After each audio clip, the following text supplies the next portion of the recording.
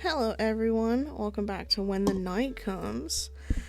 Last time we were giving up talking to everybody, trying to. I don't know. I guess we were trying to see whether we were gonna rat on Harry here or not. The game asked me 15 times whether I wanted to scold Harry for testing on people or whatever.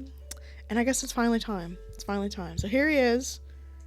He's walking into the room, a smile on his face. Good evening, both. Hey. Unconsciously, I find myself tensing, bracing for what's about to come.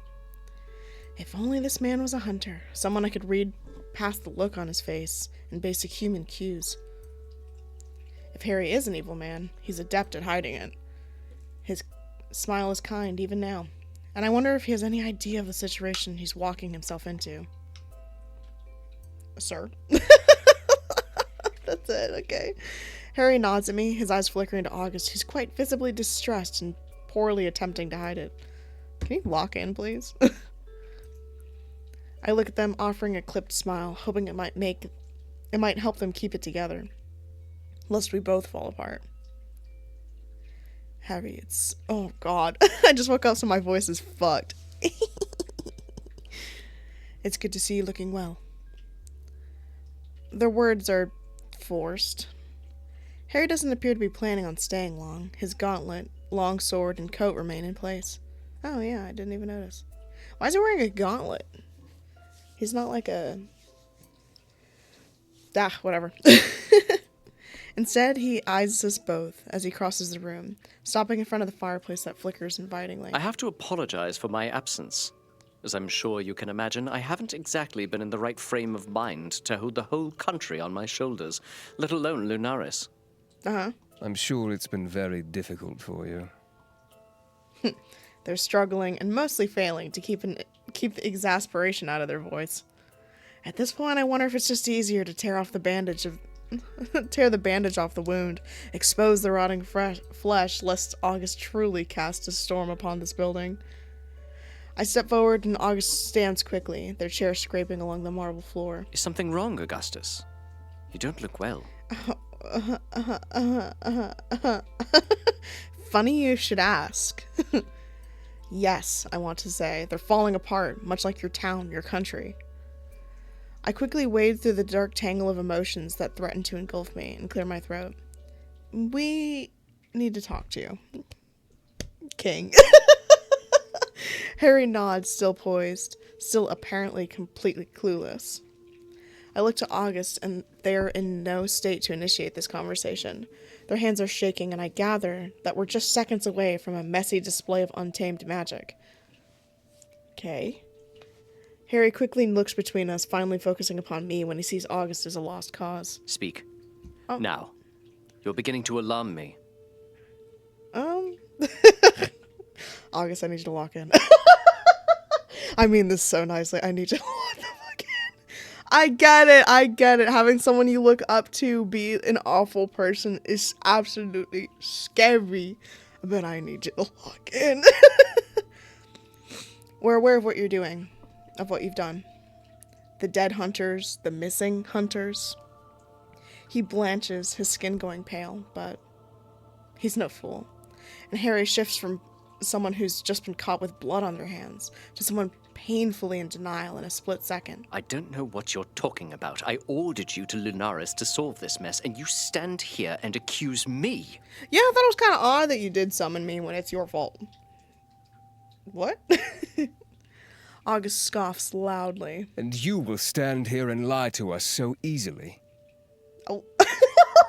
I think they're mad. What evidence do you have of the supposed indiscretion you accuse me of? He says it quickly, defensively, but the words are heavy on his tongue. Then I use the most powerful weapon I possess. James. Harry freezes, truly turning pale now, all color draining from his ready cheeks, his eyes wide with shock, fear, and pain at the utterance of his husband's name. I swear that if I listen closely enough, I can hear the furious pounding of his heartbeat as it tries to tear free from his chest. He swallows thickly, and then he laughs. Though it's a manic sound, The laugh of a desperate man. Did we tell him we spoke with him? Oh, I guess we did. You spoke with him again. For the briefest moment, I feel sorry for him. The way he looks at me almost longingly, desperate for even a scrap of information about his dearly departed. He killed that guy. Not like directly, but still. It seems selfish that I would be the one that James chose to communicate with, but he was a good man through and through, and could see Harry's madness, knew the right thing to do. Save, just in case, because he's kind of crazy. He wants you to stop. James doesn't want this, Harry. None of us want this. You have to stop now, before it gets even worse. I look at August, and they're still seething. Their jaw clenched tightly, hands balled and a fist at their side. I need you to lock in. They suck in a breath and drop their gaze from Harry, as if they feel too much shame in looking at him. For a fleeting moment, Harry looks wounded. You must stop, Harry. It's already gone too far. He frowns, dropping his gaze, but there's no warmth to him anymore. Not even the disapproval of his lost beloved can shame him now. I will see it through. I have to. I owe it to mankind. I'm not even sure what that means, bruh. You disappoint me. Oh. Sorry, Slay. August's words are venomous, biting. Tell us what it is. The blood? The elixir they gave to them when they're merely children. Really serving mankind there, huh? Taking innocent kids and fucking testing on them. Sorry. Makes me so mad. Whatever. Harry drags trembling fingers over his face, and in that gesture, he could be easily the 20-something enforcer that I saw in my dreams. He looks lost. He closes his eyes, and when he speaks next, I hear a lifetime's worth of pain in his voice. Of course it was. Is. What else could it possibly be? It's always blood, isn't it? I'm not quite sure why you're mad right now. Oh, God. I am sorry I've hurt you, Augustus. I thought you might understand. Testing on people? I don't really understand how you thought anyone would be okay with that. August bristles at that, and I sense a seismic shift in the way they hold themselves. They angrily wipe the silent tears that streak their cheeks, and magic swirls about their fingers in messy undulations. I thought you a friend. A father, even. You've killed people. Our people. We swore to protect them as they swore to protect mankind. We're responsible for them. They put their lives in our hands, and trust that we will not put them in danger. The voice acting's fire on August, though. Let's go! I mean, like, yeah, you sound sad, sorry. My bad. I'll shut up now. I take a step closer, placing myself in front of them, between them. We take them from their families when they're children and raise them to believe we're giving them the chance to save the world. When all we gave them was a curse, you took advantage of their trust in you. And you sentenced them to die the second you placed that vial in their hands and told them to drink. Harry watches him with an almost deluded level of disbelief, as if he couldn't possibly imagine August defying him in such a way. And what of mankind? They'll overrun us one day, sooner than you think. What? What are you talking about? Are you talking about, like, creatures? Dude, they're fine, bro. I think you're just, racist, but for creatures. I don't know what that would be called, but... I place my hand on August's arm, tugging gently at them as they move to step forward towards him. But August shakes me off. Damn! Fight! I'm playing. Don't do that. I'd rather mankind die an honest death, instead of turning into fucking monsters. Period. Then they turn to face me, as fierce and as beautiful as I've ever seen them. I'll be damned if I lose the person I love. Hey! Bringing me into this, huh? Sorry, I'm serious. I'm so serious. I've never been more serious in my life. Not after a lifetime of feeling so misunderstood and alone. Because I know I'm a good person now. Because of you. And I know that he is wrong. Thanks, princess. They shove a finger in Harry's direction, their cheeks pink with anger. Not Oops, my You bad. are wrong.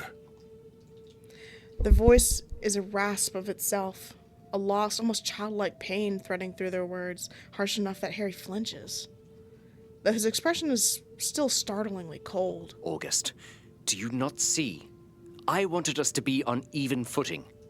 I came to realize how unfair it is that they hold such an advantage over us. What are you talking about? They can do things we could never dream of, and we have these hunters just at our disposal. The untapped potential that lies within them is beyond anything that we can imagine. You're a fucked up piece of shit, aren't you? You're just an awful fucking person, huh? Then he turns his gaze to me and smiles. Don't smile at me. I don't want you anywhere near me. Get away. Do you realize what this could mean for you?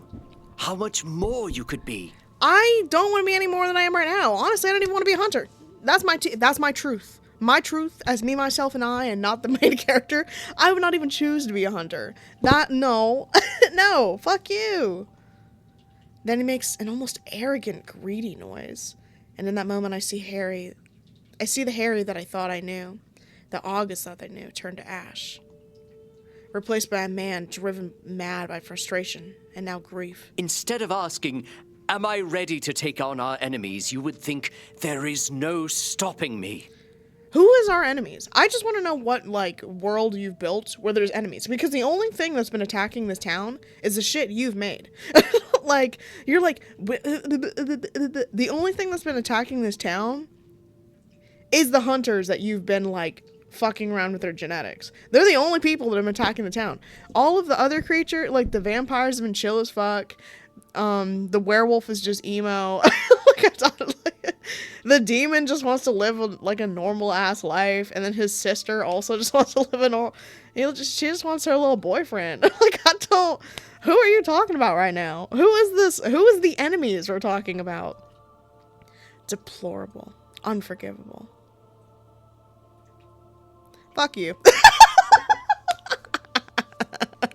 I had no hesitation. I ain't even gonna save. Condemn him. I don't have sympathy for that man. Womp, womp, womp. I don't care.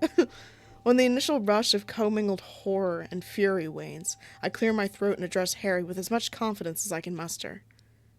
Tell us what you did to them. How you did this. So we know how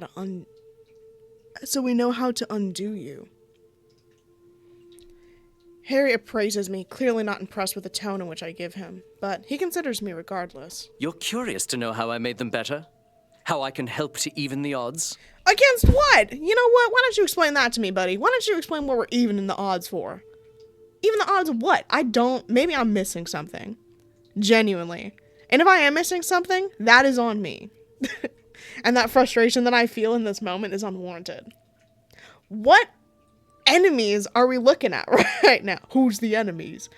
I think what they've established is this is a world where humans are not accepting of creatures in general. So vampires and all the rest of our little friends that we've made. Oh. Is that the enemies we're talking about? Well, because to me they're just chill as fuck. Every universe, humans are the worst. Every universe. Every single one. I am. Tell me how you made me better. I try to feign interest. Oh, sorry. That was not feigning interest. That was me being a bitch. Hoping to appeal to Harry's arrogance. He might have been driven into desperation, but I can see his tells. He's proud of his idea. He hums a sound of approval and begins. A hunter is just a vessel. Well-trained and disciplined. Not always worldly, but refined to kill. We have provided you with nothing but the best tools to take on your target. Even the most meager of whelps are turned into seasoned soldiers. Fuck you. Resilient individuals, remarkable results. However... He sighs, disappointed. Remarkably uninspiring. Disgust wells up in my throat at his callous comment. Remarkably uninspiring, you say. The anger I feel is matched in kind with August. Their aura is palpable, the air brimming with electricity. August is no hunter, but they were raised to be the best, conditioned to be nothing but the best. It was practically written at their birth. Their eyes steal a look at mine, and they're desperate. Their lips tremble and hands shaking. and I can see how frantically they're holding it in. They're holding on. Harry's words, I'm sure, are not unlike those of their parents, and while they're not mine, I invited this dialogue. At this moment, I wish they could read my mind, to know how sorely sorry I am. All I can muster is a look that begs them to stay calm. We need this conversation to happen, no matter how deplorable Harry's words are. There's a moment where it doesn't seem like they can will it back, but then it subsides. Harry waits, and when he's content, there will be no more distractions, he continues. I know it's upsetting, but please know I'm not disappointed. We merely mean to uplift you with the initiation. It was crafted to prepare you and protect you.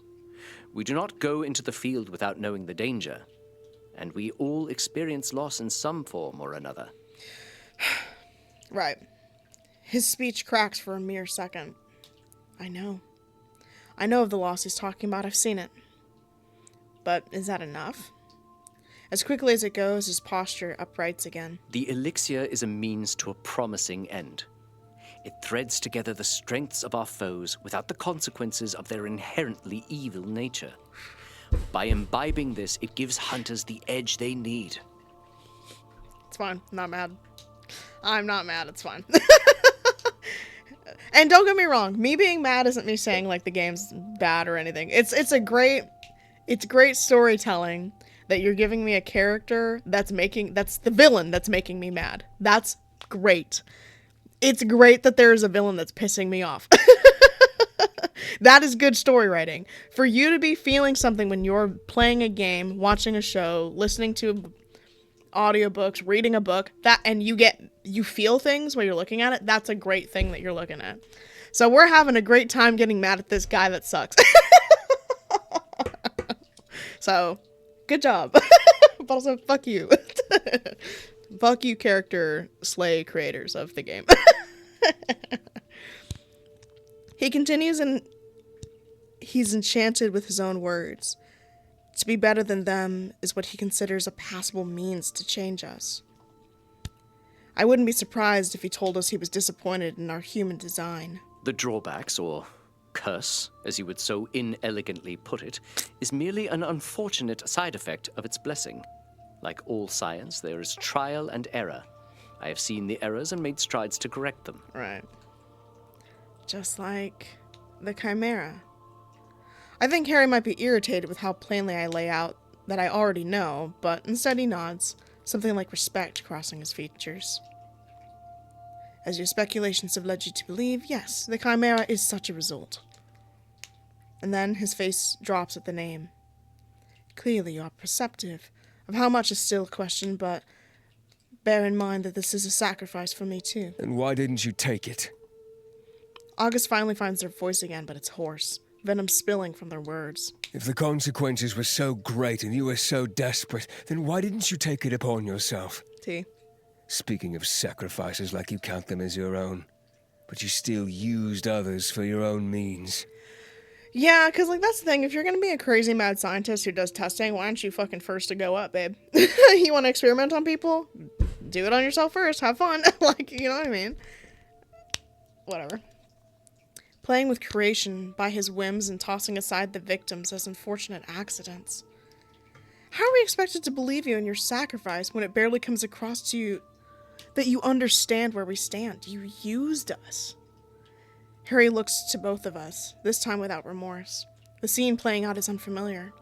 I don't remember Harry looking so scornful. The sacrifices are my own. The blood is upon my hands, and it is a burden I am willing to carry if it means we can defeat them.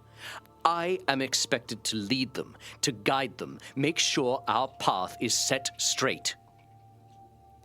You can reduce yourselves to mere tools if you wish, but I do it for the greater good. I may not partake in all your battles, but that does not mean I don't lose myself in this war. Besides, I'm not worthy, am I? I'm no hunter, after all. I just don't understand what this war we're allegedly fighting is. Like, I just think you're Delulu, bro. He turns back to me now and raises his chin, staring past his nose at me. Tell me, hunter, provided you had the choice to find a way to protect the things and people that you love as I have, Would you do it? No. No, I would not have done it, because there's always another way. Would I? No. The question rattles around in my brain. What? That's crazy. The answer's no. As I do all other words I stood witness to, but more quickly than I had thought. My gut responds. Again, I look to August, and the sight of them captures me every time. Their pale blue eyes, despairing as a cloudy day, but raging with an inner torrent at this farce Harry defends as righteousness, what I wouldn't do to protect them. Okay, don't. But I'm better than Harry. I would. I would protect them as I am, not as he would. But, Their breath hitches. Wait, what did you ask me? Tell me, Hunter, provided you had the choice to find a way to protect the things and people that you love as I have, would you do it? You had the choice to find a way to protect things and people the way I have. Would you do it? No, but whatever. Oh.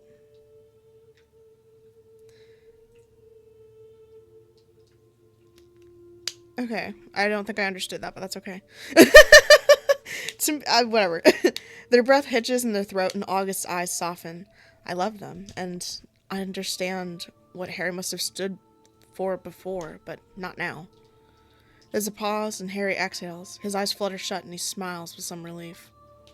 When he opens them, they're less harsh and more inquisitive to us, as though the three of us had just had a trial spat. Then you Trivial. understand why this must continue, and, most importantly, why I expect your full cooperation. So then I was right. Okay, so, why are we saying yes? I don't give a flying fuck. Okay, and maybe I'm just not that bitch, but, hear me out. I would never resort to anything this fucking extreme. Ever. I would not ever do this. Ever. Wouldn't you do it to protect the people you love? There is another way. Because you say that. He says that. He says, I would do this to protect the people I love. He's what got his husband killed. The Chimera killed his fucking husband. So, at the end of the day, he's what killed his husband. So, obviously, it didn't even fucking work. He was his own biggest enemy through all this. So, no, the fact that this character said, make that a fucking choice, too. Because I've been saying this whole time, every single time, this game has asked me, would you condemn him or do you sympathize with him? Every damn time, I've condemned him. Because I believe there's a way you can protect people you love without human testing. Without looking at something that's not the same as you and condemning it and considering it ugly and your enemy. Because obviously, not all creatures that aren't humans are monsters.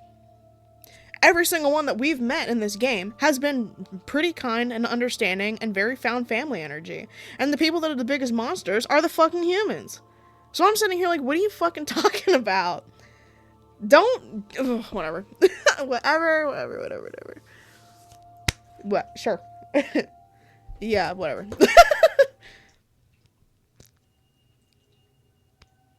Ooh.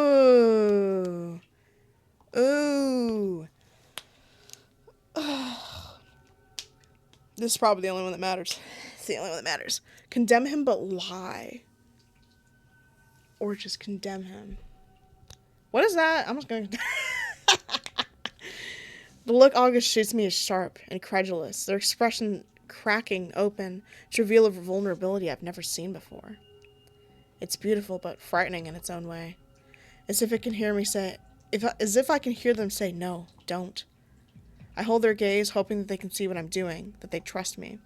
Please. They exhale sharply, their eyes frantically flickering between Harry and I, and then they nod. It's quick enough for Harry to miss, because his focus is upon me and me alone. I'm the one he needs. I nod, but I do not utter a word, because if I did, I'd be lying. Apparently it's enough to fool him, because Harry smiles.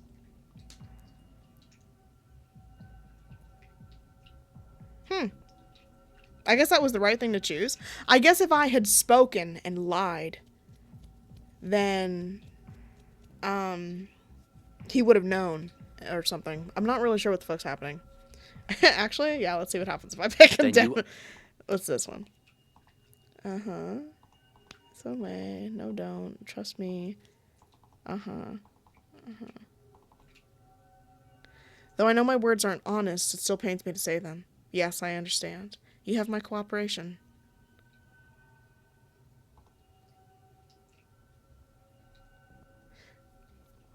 Harry inclines his head, gesturing for me to follow him. Okay, so it is different. Okay. Just condemn him straight up. Because when we go through all that later, I don't think he's there. Yeah, he's not standing there. August and I stand in stoic silence, the air still heavy. Their hands balled into fists at their side, and they take their deep breath before they move to take a seat at their desk. It's still raw, like an open wound, and I expose an exposed nerve, and it will be for a while. I don't know what to say or do, but I do know I need to be here for them. I crouch down beside them, prying their hands away from their face, and I lace our fingers together. Reluctantly, they smile down at me, their eyes red from crying. I know I can't say anything to make it better, but I want you to know that I'm here for you. Always. August's smile brightens a little, and they squeeze my fingers. Having you by my side will keep me strong. Of that much I'm sure. Hell yeah. Oh, kiss. Never any this hesitation, I fear. I settle on my knees, leaning forward and tipping my head towards them. They smile, big, bright, and beautiful, and they lean to meet me halfway. Our lips brush, and I reach up to cup their cheek. They eagerly lean into my touch. Their hair is soft as it brushes my fingertips. I can feel them sinking into it like it was this desperately needed thing, like they needed me to breathe life into their lungs. We part reluctantly, and August sighs, holding my hand against their face. I love you. Yeah. I hate saying this shit. It's fine. I'm fine. Don't worry about it. I stand up and press a kiss to their I cheek. love you too. Oh, that was cutie pie. Okay, whatever. We should get some rest. I anticipate we won't get much of a chance in the coming days. So we just let him leave? Like, why is condemning him just letting him leave? Okay, whatever. August sighs heavily, their shoulders sinking as they slump in their chair. You're probably right. Now let's go. I cannot bear to be here any longer. August's hand lingers on the door handle, their gaze longing as they stare back at the empty office. I rest my hand against the small of their back, and their lips curl into a smile at the contact. You'll be back, August. They frown, as if they don't quite believe me, but long to. Let us hope. I'm just so confused. We pass many enforcer on the way out of the headquarters, some gazing upon us with pity, others with disdain. What the fuck is going on? August keeps their head down and their eyes on the ground, but I make a point to keep my chin up and head high. You will not defeat us. As we draw nearer to August's house, a familiar figure skids around the corner, her chest heaving. Fucking hell, you're both okay. I heard in the wolf that he's back. Yeah. Yes, he's back. And he's lost his damn mind, apparently. Piper raises her brow, her eyes flickering between us. Well, yeah, no shit. She withers against August's sharp gaze, and her expression softening, her eyes falling to our joined hands. Are you really both okay? He didn't do anything other than prove to us how guilty he is. August moves from foot to foot restlessly, clearly longing for the comfort of their home. I squeeze their hand and offer them a gentle smile. Go ahead. I'll be right behind you. August opens their mouth to protest, but my raised brow tells them I'm not about to argue. Very well, but don't be too long. I won't. Their touch lingers as we release one another, and their hand rests upon Piper's shoulder in passing, a gesture of comfort. We both watch them go, their stride slow. They're a shadow of the confident August we know and love. It physically hurts me not to follow them, but I must talk to Piper. She deserves to know. She looks to me with wide, hopeful eyes. What the hell happened in there? Oh, you know, some fucking crazy guy doing crazy shit. I take a deep breath, knowing that this blow will hurt, and already bracing myself for the impact of her response. I know we already suspected it, but Piper quickly holds up her hand, the expression twisted and angry. It's fine. You don't have to say it. I can already tell by the look on your face. Then she softens. There's nothing we can do for her. I shake my head, and her hand falls back to her side, her fingers curling into a tight fist, knuckles bleeding white. All we can do now is hope to put her out of whatever misery he's inflicted on her. It'll be a kindness. She looks right through me, a single tear trailing her cheek. A kindness. Piper, did you want to talk? No. I should go. I reach out to stop her, taking her arm. We'll finish this, once and for all. Too fucking right we will. Go, they need you more than I do. And with that, she carefully pries herself free of my grip and disappears into the darkness. They say hunters sleep with one eye open, but enforcers sleep with two. And you don't get as far as Harry without paying full attention. There's no use in hating him, not now. I've seen what I need to in order to make my choice. And yet, it still hurts. And a strategic part of me loathes the cold silence I'd given him for an answer. Nah, shut the fuck up. Conscience makes you work harder, my mentors used to tell me. They weren't wrong. It'd always been worth it, though, especially now I think about Aya and Piper and August. Still, they weren't wrong. But there's only one person I truly long to be with right now. Watch me get pissed off if I allegedly picked the wrong thing because I didn't lie. Fuck off.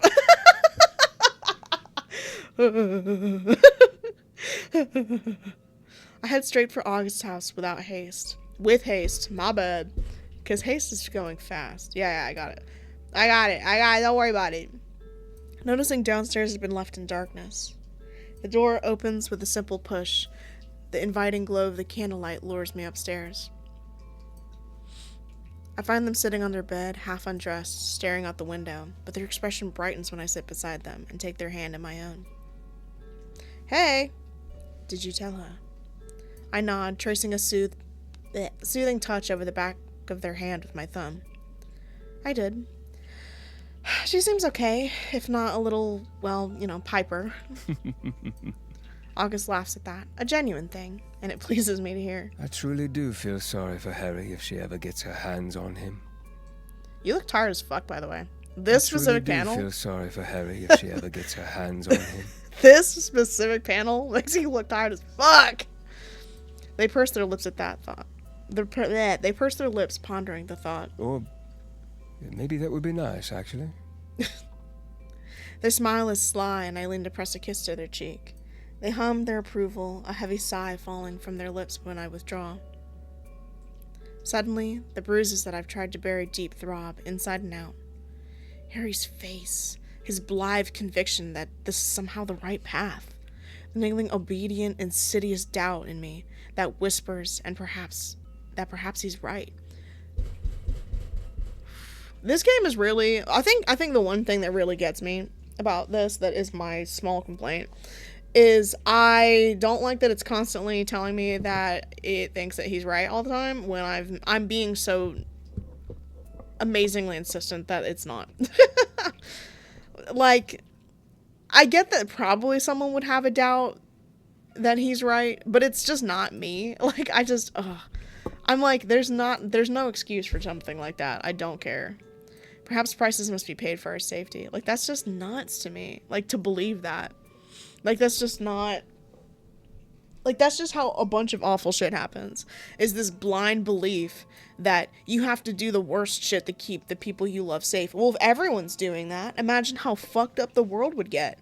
If everyone's just out for their own, instead of just believing there's a way. Like, he's saying that all the creatures are enemies, and I'm like, just be their fucking friend, bro. Like, I don't understand why you're just being... Whatever. Ugh. It is quite frustrating, I think. He's a lieutenant general, and I'm only a hunter. Only a soldier. Nothing has been done yet, and I still feel sick to my stomach. But the worry is more muted now, further away. Tomorrow I'll figure it out. We'll all figure it out together. I bet you everyone's gonna be fucking gone tomorrow. They're gonna do some shit to piss me right the fuck off. I shake off my little days, and I take August's hand, hopeful. Bed? The look that crosses their face is one of barely disguised relief, and when I move to pull back the covers, they eagerly crawl beneath them. Thank you for being there, and here now. I take my clothes off, sliding in beside them. Sometimes it's just hard to read. Always. Yep. I don't take a single moment to not do it. What can I say? We turn to face one another, and I smile as their long hair splays across the pillow like a silver halo. I reach for them, trailing my fingers over their cheek, feeling their skin heat in the wake of my touch. Though we're both tired, nothing could stop me from wanting them. Oh, that's what you meant. Girl, well, I mean, you can just give them a kiss and then go to bed. You don't have to do all that. You had a long day. Oh, okay. We edge closer and bridge that infinitesimal gap that parts us. Their lips are soft and pliant against my own, and there's no sense of urgency in our movements. Just a slow, sleepy savoring of one another. August commands the candle to die out. How do they do that? And we're left in blissful darkness. I command the candle. Turn out. Next morning, we meet in the catacombs, aware that it's probably the only location in town where Harry cannot have watched us. Hey, squad. There's a growing awkward silence between us, August frowning down at their feet with a sudden intense concentration. I almost laughed at the sight of the mismatched group, huddled in Finn's quarters, and Finn's eyes that are firmly fixed upon Piper, who's unabashedly pokes and prods at his belongings. She picks up what I assume to be a very real human skull, staring deep into its vacant eye sockets, then smirking smugly at our undead companion. This what you use to practice your flirting every night? Piper, you are the most single bitch here. I don't want to fucking hear it from you, bro. Finn grins, shrugging with a cocky kind of nonchalance. I don't need to practice. And he's got a boyfriend, dude. What do you mean? This is literally his boyfriend. This is literally hubby. Like, can we fucking chill? Piper scoffs, placing it back upon the shelf. Sure. August groans loudly. Right, can we please get on with this? I can already feel my skin cursing me for spending so much time down in this damp pit. Then they all pointedly look at me, and I realize the floor is mine. Right, yeah. Omen and Alcar are patrolling the woods, making sure that we know where the best spot to confront Harry will be. Ezra raises his hand, and August rolls her eyes at the politeness. How are we going to get him to come find you? How do we know he'll have Aya with him? Piper's gaze drops to the floor at the mention of her friend's name. We don't know. It's more of a hopeful optimism. I want to. I need to be the one to stop Aya.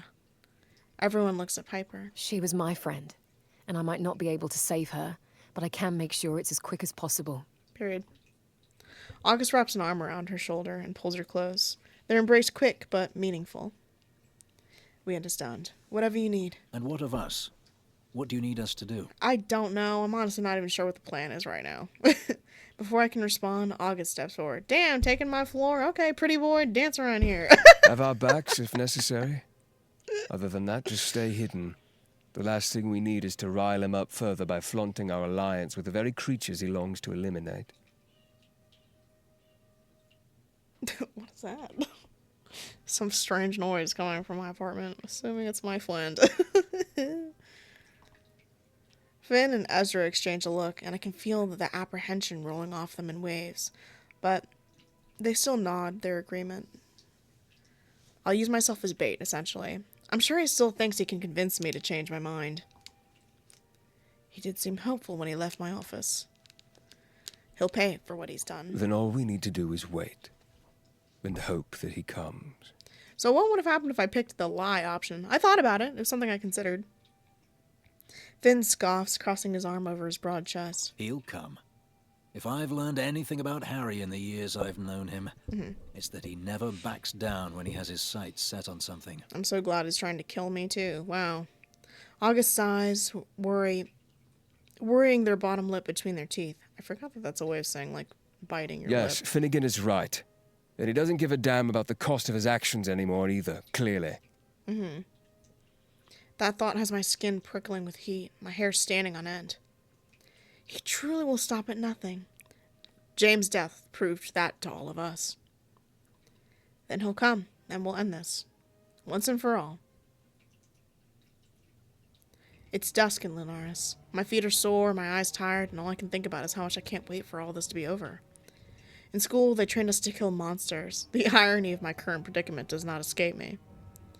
Despite the countless hours of training and studying, nothing could ever have prepared me to fight my greatest enemy yet, the Lieutenant General of Escria.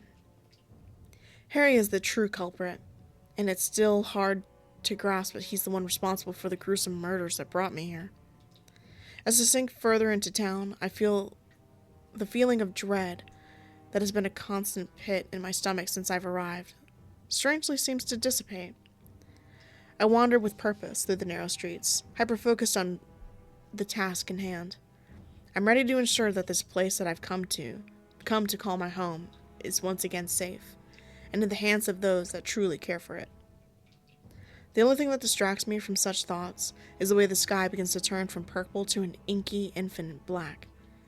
I turn a corner and I'm met with a familiar sight of people moving to get inside as darkness overtakes the town. Uh-oh. The sound of doors slamming and locking echoes through the crooked stonework. Curtains are drawn, windows closed, and then darkness. Although the stars are shining brightly at a glance, the crescent moon hangs low, neither offer much light. I think back to the first night I arrived, and how much my life has changed since.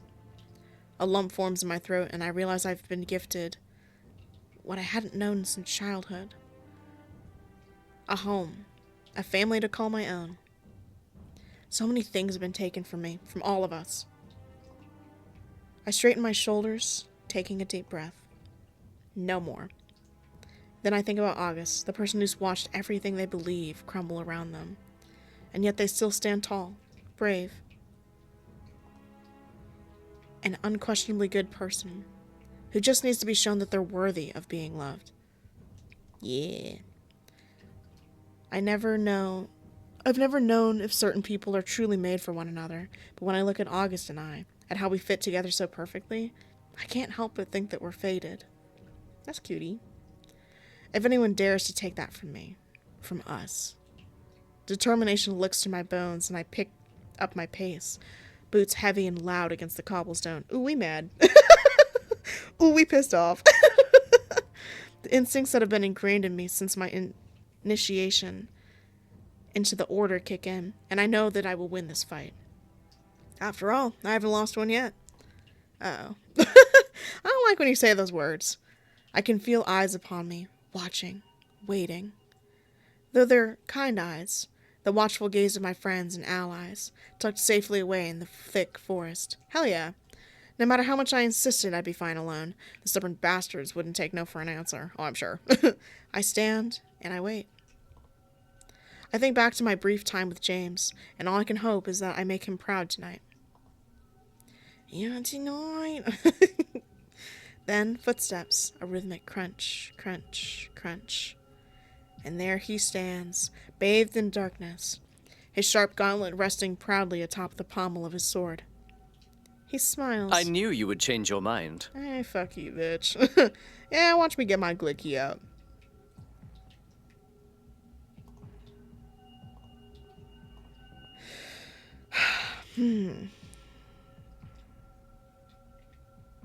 Stay silent? I clench my jaw, willing myself to remain calm, to let him think I've succumbed to his desires and hope that he might reveal a weakness. Your silence speaks volumes. The power that I offer is one of great esteem. Something people will envy you for, will idolize. To become a monster. He smiles, stopping his pacing. He presses his palm to his chest. I swear that no night will be traversed in fear. That morning will be a promise and not a hope. I swear I shall lay down my life in the cause of my duty to protect the vulnerable from the creatures of this realm and any beyond it. It's really giving you should have tested this shit on yourself. And if you died to it, oh well. Until my final breath, I pledge myself to you. Body, mind, and soul. Is it that stupid hunter thing that we said like once? The pledge, the oath that we take before consuming the poison they fed us. The word sounds so empty to me now that I know what's become of this order. Did you take that oath, Harry? He drops his hand back to his weapon, and he laughs. You're right. I am no hunter. I was never worthy, but I have loved a hunter, and I have seen the things they must endure. And you killed him, too. I almost want to scoff at him, to laugh in his face at his supposed understanding. He may have loved a hunter, but he killed him, too. He surveys me for a second, eyes narrowed, and then he inclines his head. Do you intend to what? Kill me? Commit murder? Killing me would be against your precious code, wouldn't it? Hey, fuck you, bitch. I can kill whoever I want. Bow bow. And apparently human testing isn't fucking awful. Okay, whatever. Whatever. I don't even care. Whatever. Or are you going to get your dear Augustus to do it for you? Do you really think that their loyalty, if tested, would be to you? Or to the father figure they always wished for? Fuck off. I freeze at the mention of August, fingers tightening around my weapon, my knuckles bleeding white. Harry notices, and he's pleased with himself. He pouts at me, feigning innocence when he sees the sour look I can't help but offer him. You're as good as dead to them anyways, after all you've done. Pointedly, he chooses to ignore that, instead reaching into his coat and producing a vial. It feels eerily familiar. The sight of the dark, viscous liquid encased in a delicate glass makes me feel sick. He holds it high, gazing at it with an unabashed fondness, shamelessly proud of his nefarious creation. To think you would willingly deny such an honor. I'd give anything to be able to take it. The moonlight hits the glass, and the liquid more black than red, I remember. My stomach churns. It would kill you. He sighs. It would, wouldn't it? For a brief moment, I think he might greedily swallow it down, but instead he tucks it safely back in his coat, patting the fabric tenderly. Since you won't see reason, let's just get this over with, shall we? Final chance. Join me. I don't need to hesitate in my response. Never. Calmly he smiles, flexing his gauntlet. Ew, that was gross. A wounded noise rings out around us, something broken and terrible enough to make me want to cover my ears. A shame. You would have been magnificent. The sound of his sword makes as he draws it from the sheath is cutting. And the impressive weapon glows to life, emanating a bright golden light. Mental reminder to ask August if they knew about that little surprise. He's faster than I expected. And now I finally get to see the infamous prowess of Harold Addington III up close. I parry his heavy blows with relative ease, trained to anticipate every move. Things far more cunning than him might make. I wonder if he's underestimated me like all enforcers do their hunters. Then, out of the corner of my eye, I see her. Aya. Branches twist and snap against the weight of her misshapen frame as she pushes through the brush. Her maw wide and vicious, teeth snapping as she struggles forward. Harry could catch me off guard, could see the momentary distraction as the perfect opportunity to strike me down, but he stops, staring me down with wild eyes. Isn't she beautiful? Bro, you're crazy. You're like beyond crazy, dude. I feel drawn to her. An almost undeniable connection, but something's distinctly wrong. I can feel the lingering thread of her humanity, of the hunter in her, and though it sings to me like a prayer, it leaves me feeling sick. There's something about seeing her, that makes my blood turn cold in my veins. I tried to remain unaffected, but confusion and anger twisted my gut. She's a monster. Harry's eyes narrow at me, fingers tightening around the hilt of his sword. Technically, yes, but she's so much more than that. She evolved far beyond the other subjects, and she's outlived them too. Though I assume Azazel would have lived as long had you not killed him. You're a jerk. With that, he lunges forward, and we begin our dance once again. I'm fighting a man I do not want to kill, no matter the crimes he's committed, for I am not the monster he wants me to be. Call it me being more morally gray sometimes. I would kill him. Because if you keep him alive, he's just going to keep fucking doing it. Like, you know what I mean? Like, he's so far. I mean, it's either like tie him up and put him in a box.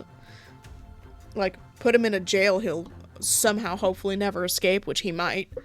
Or kill him.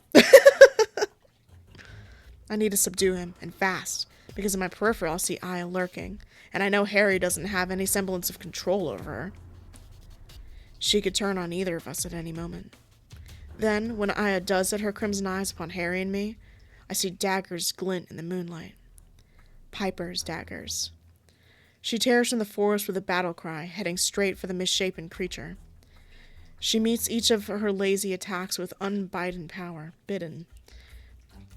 And I try not to let myself become distracted by them, knowing Piper can handle it. Aya isn't one of us, not anymore. The hunter and human within her is long dead. All that remains is a husk, all thanks to that man who stands so boldly before me. So, you did bring your friends. I knew you wouldn't face me alone. And you brought a giant creature that you manipulated to look like one. Hey, doesn't this kind of look like a sword? Isn't that fun? Whee! I scoff, wiping the sweat from my brow with the back of my hand. I see now that you long for us to fight alone because you want us to be disposable and forgettable. You called me here to turn me into a monster, but I made Lunaris my home. That must really piss you off. With clenched teeth and a growl, Harry's carefully crafted composure withers and dies as he hurls forward. He lunges, the tip of his blade pointed towards my chest. I shift to parry his attack. Within that second, however, his body pivots, and I see the aim in his misdirection. Quick thinking on his part, but I must be quicker. Sharp steel hums at the clash of my weapon against his own, and I feel the oppressive weight of his desperation trying to blow me down. As soon as I force him back, he strikes at me again. His attacks seem to be without pattern, like a random, unguided flurry. But in those eyes, I see a man with deadly calculation. Each blow given means to take a tendon, a weak point, a place not always vital, but just enough to keep me from fighting back. Harry believes all of us to be lesser, and therein lies his hubris, his weakness. I can see his confidence soar with every blow that barely finds its intended spot, and he seeks to overwhelm me. I'll continue to enjoy letting him think he can. I cast Piper a glance when I can. The cacophony of battle all around us numbs my ears, but I can still hear her, see her, and feel the thrum of angry adrenaline coursing through her. It's not unlike my own, and like her, I trust my instincts to guide me. Purposefully, I let my stride waver, but become almost haggard, fearful even. I adopt my stance that tries to let the predator think he's weakening his prey, and Harry catches the bait like a moth to a flame. He smirks, another blow. Come now, Hunter. You made for such a good show before, don't falter now. Is that what you think? I thought you better than this. How disappointing. I force him back again, and though I make him believe he has the upper hand, Harry is a force to be reckoned with. He mimics the same attempt he made at the beginning, sword to chest, but this time with intent. He doesn't change his direction, and there's a renewed force behind it. The blow rattles my bones when the attack connects with my weapon, and his sword reverberates with magic enchanted into its steel. Harry using the pressure to force me down. His concentration, all pitted against my weapon, wielding side, allows me an opening. Though Harry may be strong, he doesn't account for me being able to hold him back with one arm. My free hand reaches for the concealed dagger, the one given to us by the Academy during initiation, and I seek to implant it into his side. To my surprise, Harry releases one hand from the hilt of his sword, stopping the dagger before it can meet the vulnerable point between his ribs. He grimaces in pain when the dagger's edge slides against his palm, deep crimson slick on the silver, and yet he grips it with fervor. Help. Word jihad. His body trembles, but he grins at me despite it all. Close. Stars flicker behind my eyes when Harry headbutts me, a sickening crack, and I stumble away from him, struggling to regain my footing in a dizzying haze. I barely have time to register his next attack, and the downward swing of his sword knocks my weapon from my hand. He connects a quick kick to my sternum, and I fall into the dirt. I see the man I'm supposed to call my leader, giving himself a moment to relish his triumph. He observes the dagger that bloodied his hand, and huffs a tired laugh. It would have been ironic if I was the one to give this to you. I suppose this will have to do. He discards it with a shrug and walks towards me. He truly means to kill me. With renewed confidence, he swings his sword with a flourish, a fluid movement that shows his weapon is just another part of him, and now it rushes for me. I breathe deep, trying to regain lucidity, but it won't be enough. Just as his blade is about to meet me, it's repelled with a brilliant flash. Yeah, you couldn't get here like 5 minutes ago? That's fucking crazy. That haze, the smell, the aura that fills my senses. And I know exactly who it is. Augustus! Hey. Harry strides backwards as August stalks forward, the crack of magic snapping at him with a palpable intensity. He forces back the attacks with an enchantment upon his blade, but it can't stop the overbearing force and shocks of his body each time they use their power on him. I watch August gracefully turn their pain into fury, magic licking across their skin as they weave spell after powerful spell to combat each of his would-be blows while I regain my footing. Their body shakes with lingering static as they finally relax, eyes aglow in the darkness. Harry spits blood, finally faltering to the onslaught, and his body gives way, falling to his knees. August then appears at my side, frantically scanning me for any injuries, but I wave them off, adrenaline still coursing violently through my veins. I'm fine. You sure? I nod, turning my attention to Harry. Hey, loser. He kneels in the dirt, his dusty black coat pooling around him, his right hand red with blood. You look a mess. You look a whole mess. His breathing is labored, but I know we didn't harm him enough for there to be any immediate threat to his life. The blood that covers him is mostly not his own, but Aya's. I glance over at the heap of blood and bones that was once our fellow hunter. Piper kneels beside her, and Ezra holds her tight as Finn watches in silent support. I see Omen and Alcar emerge from the forest, and in the tree line, a litany of glowing red eyes, the clan.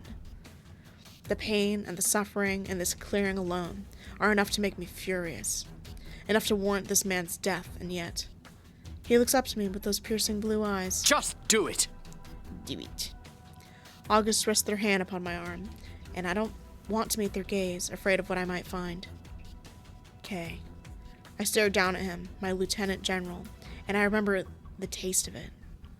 The vial cold in my palm. An encouraging smile from the enforcer who handed it to me. A child so eager to please and feel loved after being taken from their family. Magic and the blood of another, foreign things coursing through my body, seeping and sinking deep into my bones like an incurable infection. I said my vows and took my oath, and I became theirs. I have been faithful to their cause. All of us have. And this is where it ends. This is where I break it. Condemn a man. It's hip to be square. To be square? Hey, fuck you, bitch. No matter how long I live, there is one sight, one moment that I could never erase from my mind. Harold Addington on his knees, covered in blood, asking me, no, begging me to end it all. My whole body trembles with effort with the effort of my steps as I follow August into the depths of the dungeon. I'm exhausted, beaten, and bruised at the hand of the person who dragged me into this mess. The man who vowed to protect me, to protect us all. August and I do not speak. In fact, I don't think we've spoken since the enforcers burst into that clearing and grabbed their leader by his shoulders, yanking him away from my weapon. I should have killed him when I had the chance. Would I have finished him off if he had asked again, if I had the chance? I suppose I'll never know, but The anger and the hurt that I feel are stifling, almost suffocating. August pauses before me, and their long fingers curled around the bar in front of the door that separates us from the line of cells. They take a deep, shuddering breath. I'm almost scared to look at them because I've seen them cry enough for one lifetime. When they finally do speak, their voice is quiet and strained. I cannot promise I'll be of much use. It's okay, August. I step forward, my hands covering the base of their spine, almost scared to touch. They turn their head slowly, as if they could sense the promise of warmth from my palm. You've been through so much. I'll try my best. For you. Thanks.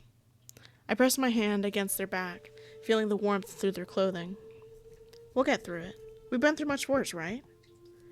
They scoff and nod, drawing in a serrated breath and letting it out slowly. Then they push iron, scraping across the uneven stone as we enter. Every enforcer that lines the seemingly never-ending corridor stands to attention when they see August. And it's now that I'm realizing, with Harry chained in that cell, that they are the most senior officer in Lunaris. That thought calms me somewhat, to know that amongst all this chaos, that we are now in the hands of one of the people I trust most. Capable hands.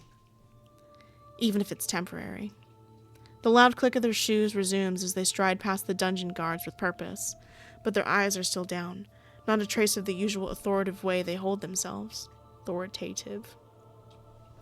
I follow dutifully, a slight limp in my step, every muscle in my body protesting as I move. I can feel the pull of dried blood on my skin, not entirely sure if it's his or mine, but I know that he got more than a few hits in on me. I should probably see Ezra, soon. August approaches the head guard that is stationed opposite Harry's cell. Has he been any trouble? No, General Wildenheim. I mean, Lieutenant. However, he has been talking to himself. August nods at her. Oh, sorry, girl. Turning to face me and running a hand over their face, exasperated. Let us just get this over with. Yeah. August's step falters as they draw near to the final cell, where the man that they once viewed as something akin to a father is contained. I can hear him whispering, his voice soft and lacking the venom that it was steeped with just hours ago. I swear I hear him uttering James's name. August closes their eyes, dropping their chin to their chest. They must have heard it too. I wonder if his fallen husband is really with him, or if he's finally lost his mind. Again, August takes a breath and looks at me. I nod, stepping closer to show my support is unwavering, and that I'm here. And we approach the bars together. Harry falls silent. Nerd, you look silly. He's stripped of his weapon and his enforcer attire, left in nothing but muddy trousers and a blood-stained shirt. Somehow he still manages to look refined, even though the bruises and cuts litter his handsome face. He sits with his back against the wall, his knees tightened to his chest, arms casually slung over them. The golden glint of his wedding ring catches my eye as he twists it around his finger, the sight making my chest hurt, even after all that he's done. His cheeks are ruddy, and the dirt and blood that's caked upon his skin, streaked with the tear tracks, are now dried. I am glad that it will be you, Augustus. August clears their throat, curling their hand into fists. What makes you think that I will show you mercy? Harry stands, the movement clearly a great effort for him. He grimaces and straightens up, watching us watch him as he approaches the bars, and his demeanor shifts into something more familiar, something hardened. You were a worthy opponent, Kay.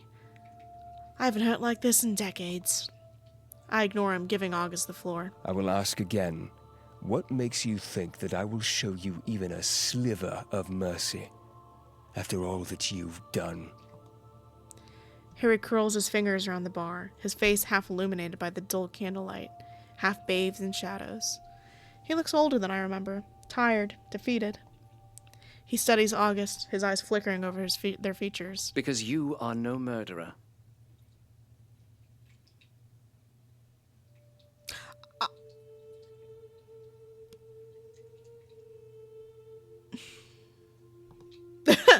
August's knuckles bleed white where they continue to ball in their hands.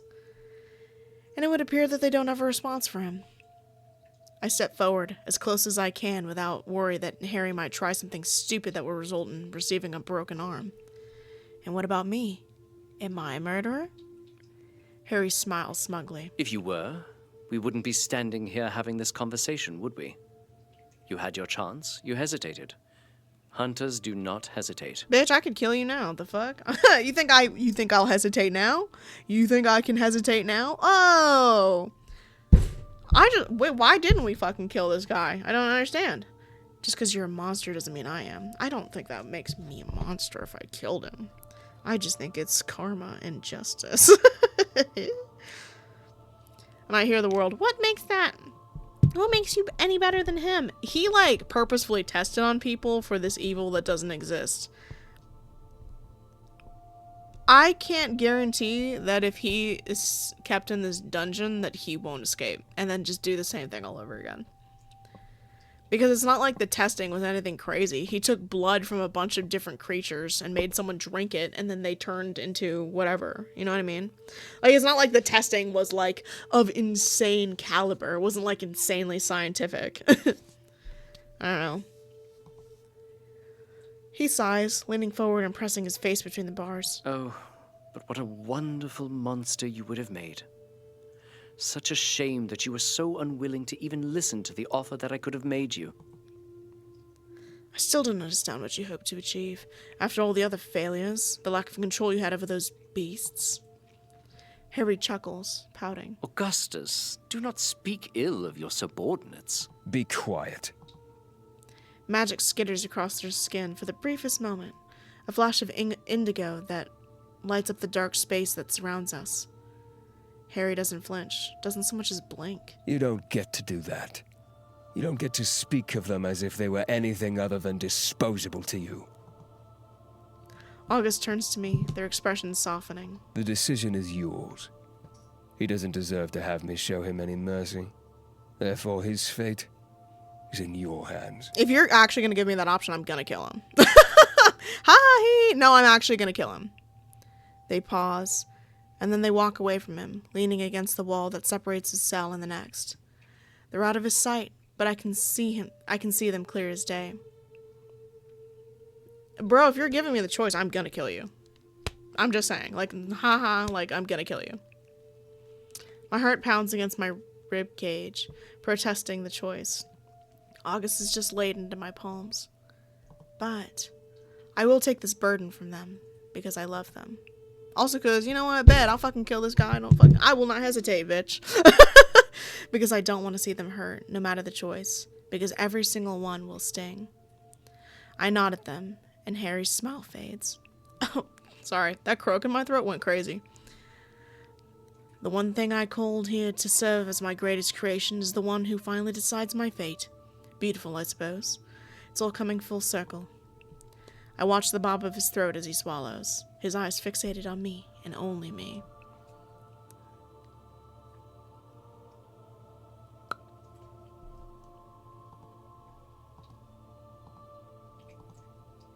Imprisonment, fuck you.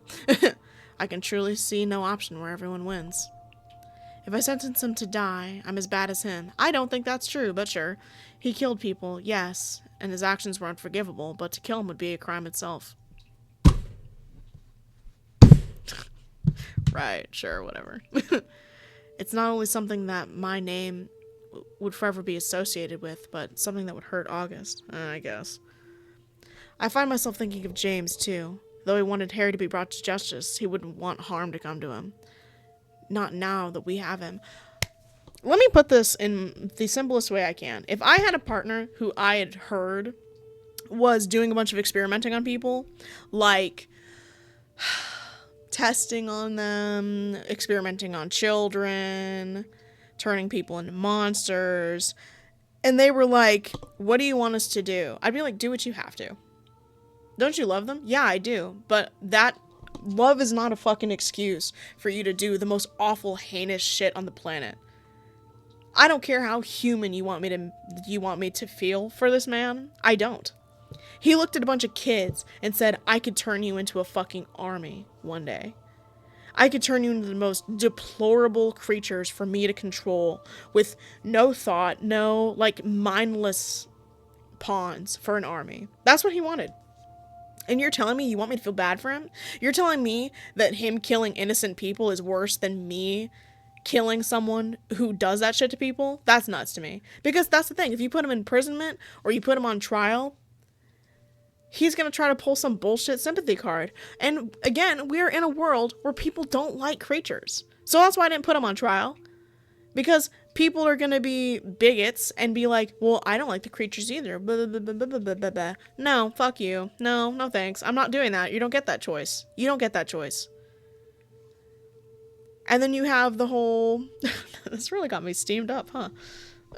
I understand that killing is wrong. I get that.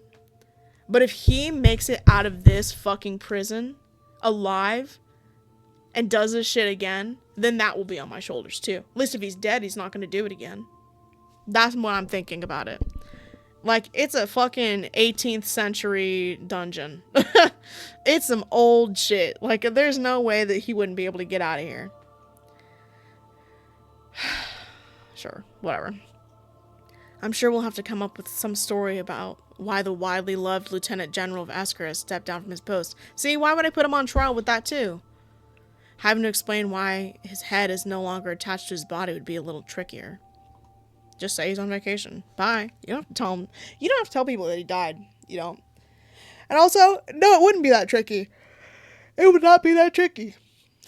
Why'd you kill him? Because he was testing on kids and humans. You wanna spin that shit to make sure that people believe you? Okay. Just say that fucking truth. Just say the truth. He tested on kids to make them hunters, to make an army against a group that was not actually harmful. It's not that deep. It's really not that deep. Ugh, man, I'm really spiced about this life here. To tell people what he'd done would only scare them. At least it'd be the truth. And they're scared enough by the inhuman things that walk the earth, that we're sworn to protect them from. Oh my fucking god. Don't start with me. We need them to trust us and not think that the ones who guard them can hurt them too. You remain in chains for the rest of your life. You'll get no trial and no chance to explain or redeem yourself. Out of the corner of my eye, I see August turning and walking away. I listen to the echo of their steps getting quieter as they disappear before I look at Harry again. Harry looks at me as though he's almost disappointed. Is that it? I gather you wanted me to kill you. If that's what if what you said back in the clearing is anything to go by, I won't give you what you wish for. Instead, you will live a miserable life of solitude. Maid will give you a chance to think about all the things you've done. I turn away from him, readying myself to walk out of the dungeons and never see his face again. We all have to live with the consequences of your actions, and so shall you. I begin to move away, and I hear a loud bang of fists hitting metal, and then maniacal laughter. A sound that follows me long after I push the door, open the exit door, and feel the cold air upon my face. I find August in their office, standing before the window that overlooks Lunaris. The town is peaceful at this hour, the townsfolk tucked safely into their beds. I carefully slide my hand into theirs, lacing our fingers together. Can we not talk about it? About him? Just for tonight? I smile, squeezing their hand. I was going to say, unfortunately, we will have to talk about him at some point, Lieutenant. August grimaces, but I see a smile curling at the corner of their lips. Temporary, Lieutenant. Don't get too excited. When the other higher-ups arrive to assess the situation, I may very well be out of a job entirely. That would be a crime in itself. You've done more for Lunaris than Harry ever did. You will do more. They hum quietly before turning to face me, taking my other hand in theirs. Are you scared for what's to come? August contemplates that for, albeit a brief moment. Then they shake their head and smile. It's bright, tired, but bright. I've been scared for so long. Ever since I left home, and even before that. Scared that I'd be teaching horribly pompous rich witches in the academy and listening to my parents tell me that I'm mediocre. T. Scared that Lunaris would swallow itself whole before I could do anything to stop it. But then you came along and changed everything. August, I wish I knew from the first moment I saw you how irrevocably you would change my life. I find it so hard to be scared with the person who saved Lunaris standing by my side. The person who made me see that I am so much more than I thought I was. So, no, I'm not scared. I'm excited. Because no matter what happens, I have you. Stop. Stop it. That's cute as fuck. I find myself lost for words. Just lost in August and the very new, very real promise of a future together. I've wandered Escher for so long, never knowing what path my position would take me down. I think back to the letter I found upon August's desk on that lazy morning not too long ago. And in you, I finally found a home. Their eyes widen, their own words repeated back to them, causing a flush to creep across their face. And then they smile. Finally. Yeah, another one! I can never have a moment where I'm not criminal! The moment that word has left their lips, I close the gap between us. Their hair is silky as it snarls about my fingertips, their skin warm, but the softness of their lips curl as they meet mine.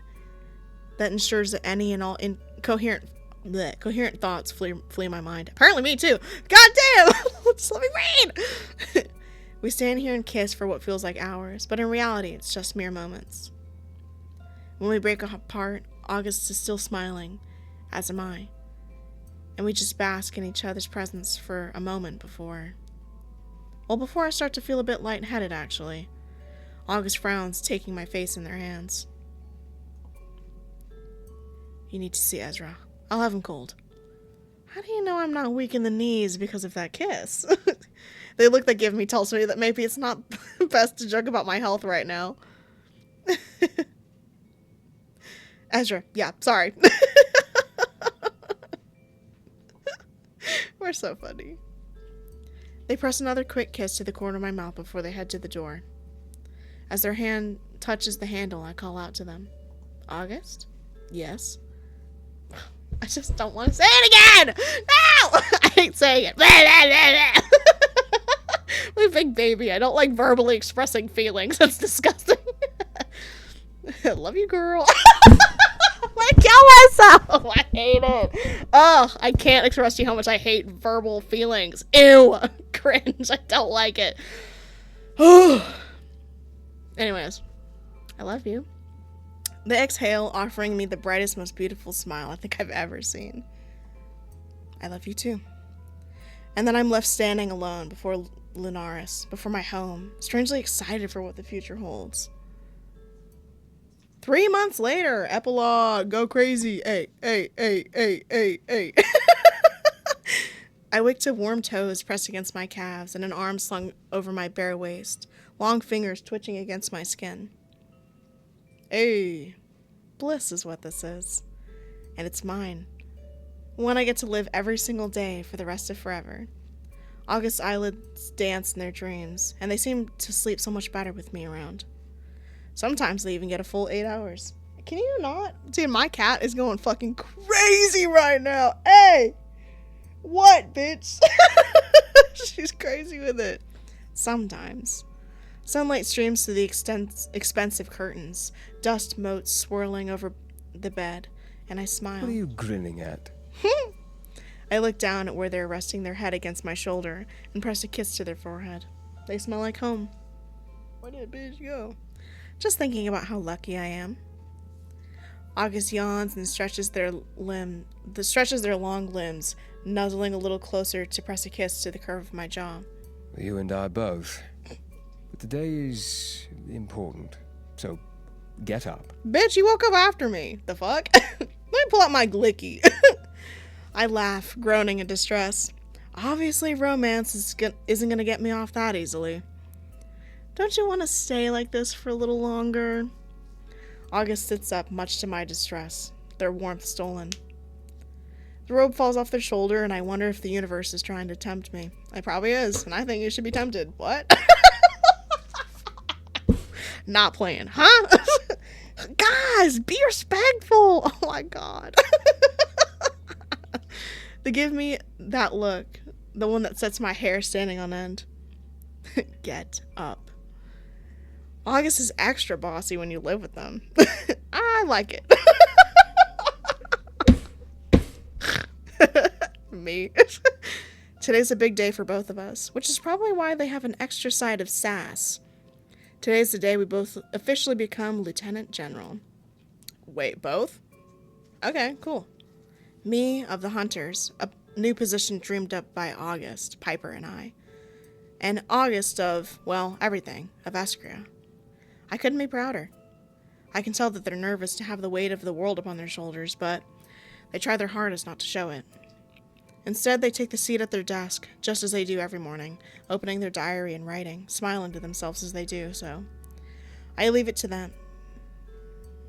I leave them to it, fussing in the closet to gather some clothes and a towel. Dude, my cat is beating me up. Okay. I pause to turn them and...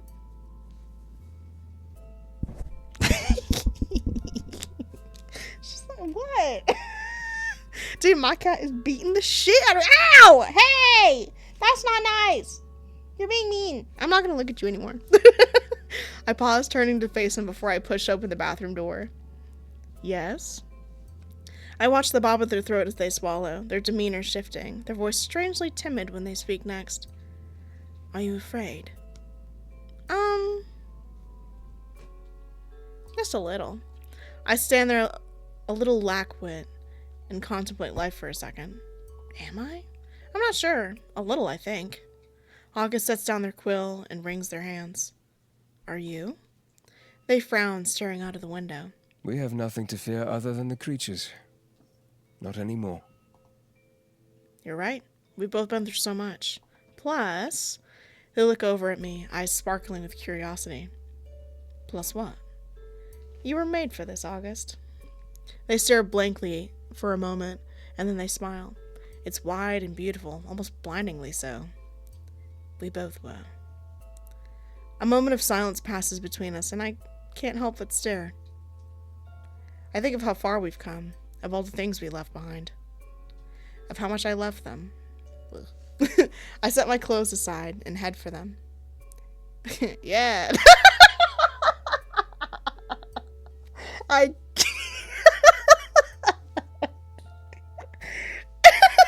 Is there ever gonna be a time when I'm not gonna pick that shit? Hey, go crazy. I grab their chair and turn them until they're facing me, taking their chin between my fingers. I stare them down, studying them. Yeah, go crazy. The flush that pinks their cheeks darkens under my heavy gaze, their eyes shifting from blue to violet, the slightest sparkle to them. Then I kiss them, sinking my hands into their soft hair and letting the strands snarl around my fingertips. They make a quiet, relieved noise against my lips, opening their mouth to me, our tongues slick and hot as they find each other. Gross. Ugh, French kissing is disgusting. August whispers my name between kisses, and their head falls to the side when I kiss along their jaw, down the column of their throat, over the sharp relief of their collarbones. Oh no, we're gonna be late. What? Stop it! Stop it! Yo, that's fucking crazy. I sink this cat fur in my mouth. Gross. I sink to my knees, ready to worship them, to pray at their altar, but they growl, and when I stop and look up at them, they're smirking. We don't have time. As much as I do love to see you on your knees.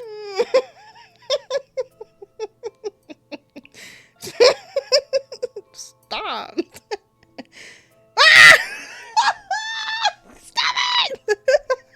You know what I think? Every time I choose kiss them, I feel like I'm setting myself up, bro. Fucking gun up my face. That's crazy.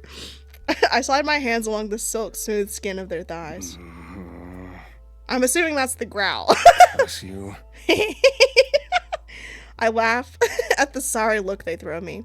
They're torn between wanting to let me make them feel as good as I know they can, and doing the right thing and being on time. I know punctuality will always win, but how about we kill two birds with one stone, Lieutenant? A compromise. I offer them my hand, tipping my head towards the bathroom. As a hunter, it's imperative that I ensure I'm able to multitask. Oh my fucking god! Shut the fuck up. That's so funny. August brows climbed towards their hairline for a moment, and I think that they might scold me, but they grin instead. I'm nothing if not fully supportive of your improvement. Lead the way. Y'all are freaks. Y'all is freaks. Oh, we're in the woods. Oh, is that the heavenly angels for all the... I'll shut up. I'll be quiet. I'll be quiet. Though my head is relatively clear, I decide to go for a little walk. I've been back to the scene of my clash with Harry a few times now, mainly because I hope that I might get to speak to James again, or maybe just have a sign that he's still here, that he's okay. I think about him often, and I believe that he was there with me that night, a lingering presence that pushed me to win, to not give up. I still can't help but wonder what he thinks of Harry now. Was he really there in that cell, talking to him on that day? Or maybe he's finally passed over from whatever in-between he was stuck in. I hope. It's summer in Lunaris now, but there's still a chill in the air. And Sorry, I'm dying. And the grass was crisp beneath my boots as I walk into the clearing. Maybe it's just a little passing of season, but I feel like life is breathing back into its small town. Everything feels easier. Harry still resides in the dungeons beneath Lunaris, serving out a sentence in the place that he's tried to destroy amongst the people he tried to ruin. Long gone are the enforcers who assisted him, regardless of how they claim to have been coaxed or threatened into helping him. There are no excuses for what they did. I'm yet to visit him again, and maybe I never will. But I know August has a few times. They pity him, I think, even after everything. I don't question them on it. I take a deep breath, crouching to press my fingers into the still scorched earth. Apparently things don't grow back if they've been touched by August's magic. Oh, interesting. I decided to let this be the last time I'll come here. It feels freeing. On my way to visit Ezra, I decided to stop by the Ibex and check in with our favorite creepy duo. Aurora has laid low since Harry's downfall. She probably is thoroughly disappointed that I didn't succumb to his nefarious plan and turn into an unidentifiable monstrosity. Maybe she would have thought it charming, or maybe would even wanted to date me. Damn crazy.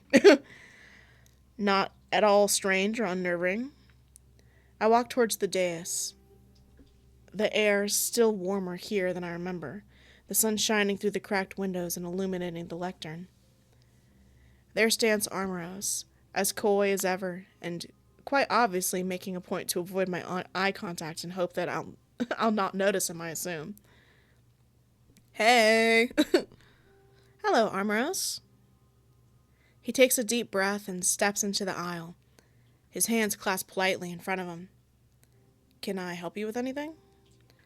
I shrug, not really knowing why I'm here. I was just passing by. Is Aurora about? His mouth twists, but his pale blue eyes darting to the side. Considering his sister's so very good at not giving anything away, Armoros has absolutely no subtlety about him. She left. Left? Left where? He tilts his head, making eye contact. Left Lunaris. I see. Any particular reason? He sighs and gestures for me to follow him. We sit in the pews in the first row, and Armoros leans back, tipping his head and gazing up at the domed ceiling. I imagine it was so beautiful here once.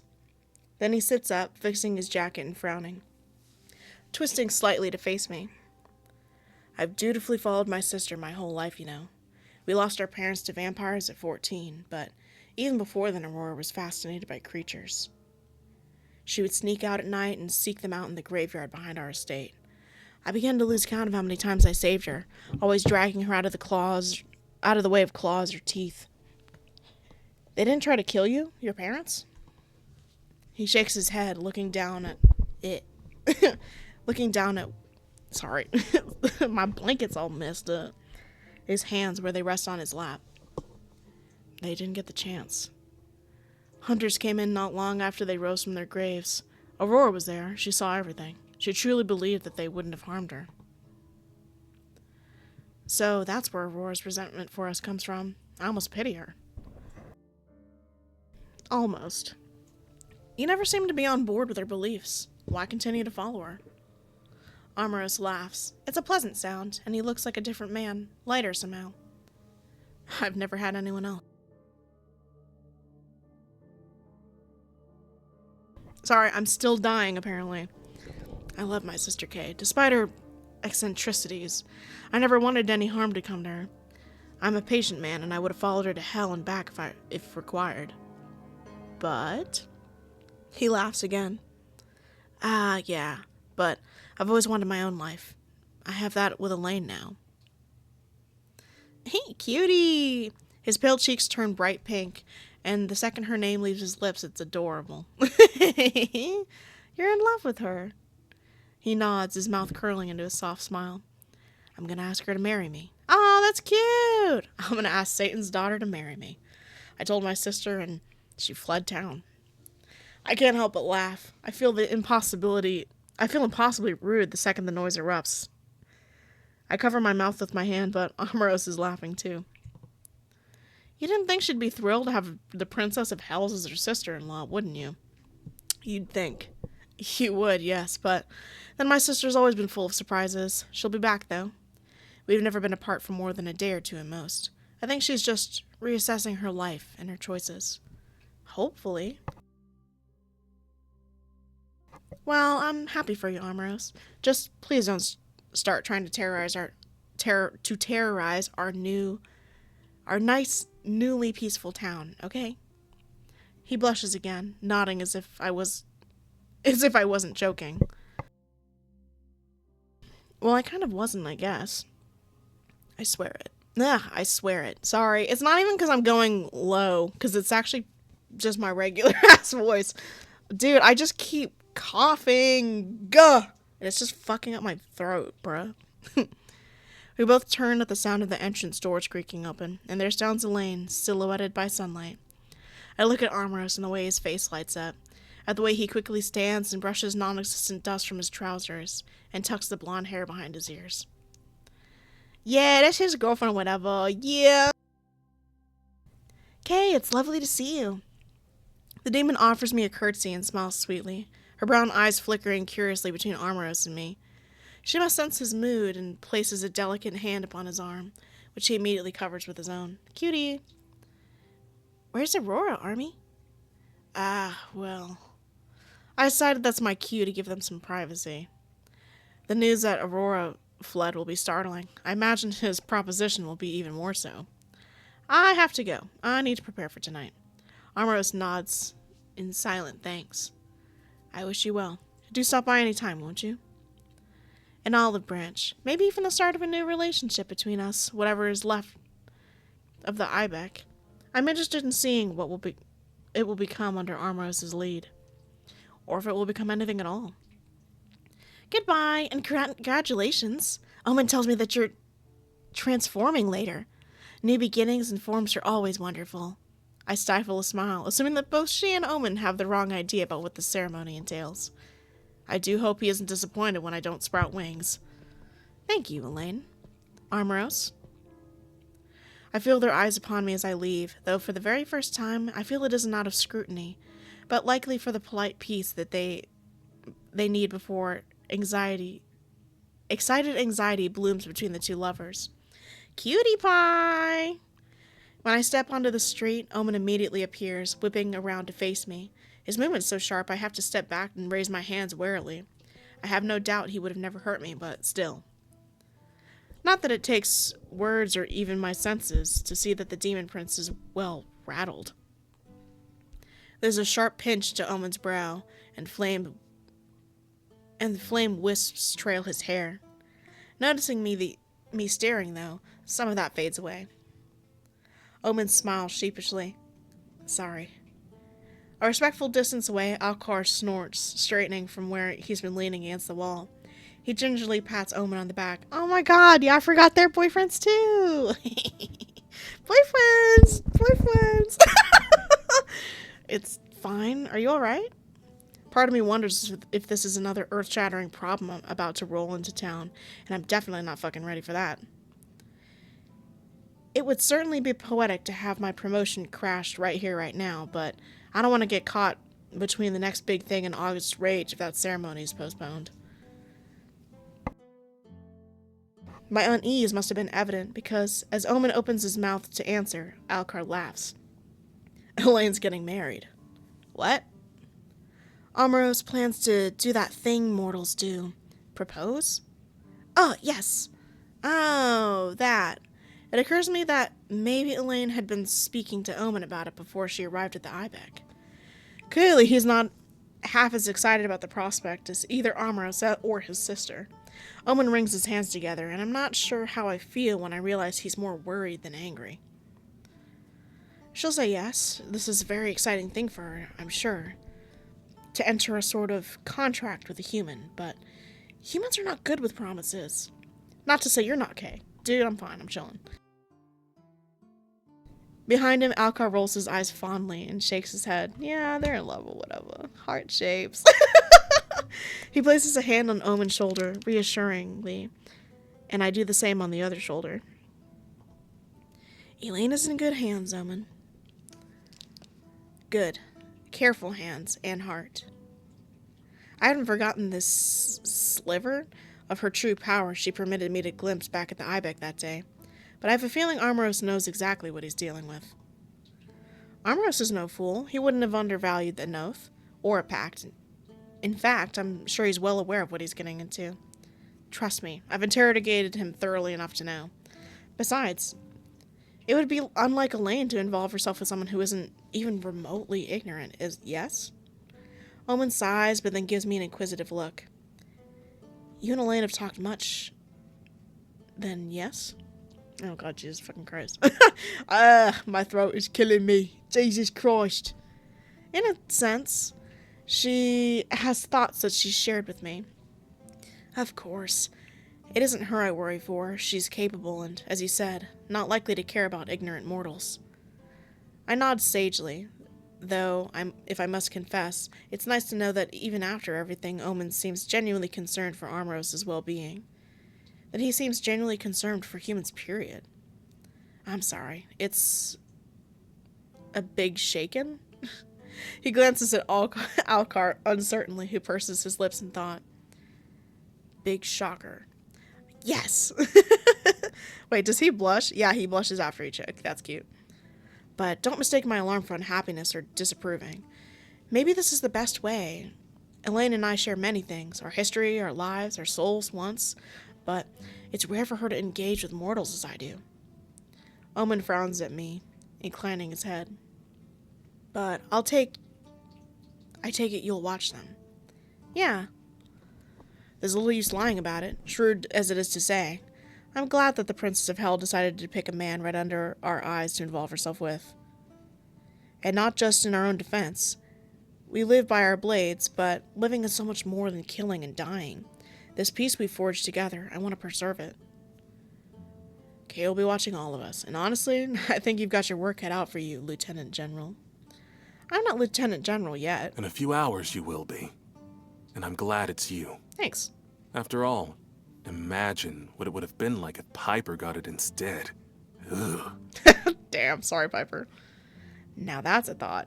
Though I'm sure you're glad that isn't the case. She'd have done fine. She cares about this town and its stupid problems more than she makes it sound like. And we'd all have been here anyway, eh? Alcar nudges Omen, and the demon blinks and shudders, as though waking from a dream. There's a shift in the air around him that I notice, the same sense of movement, like when somebody snatches back their hand.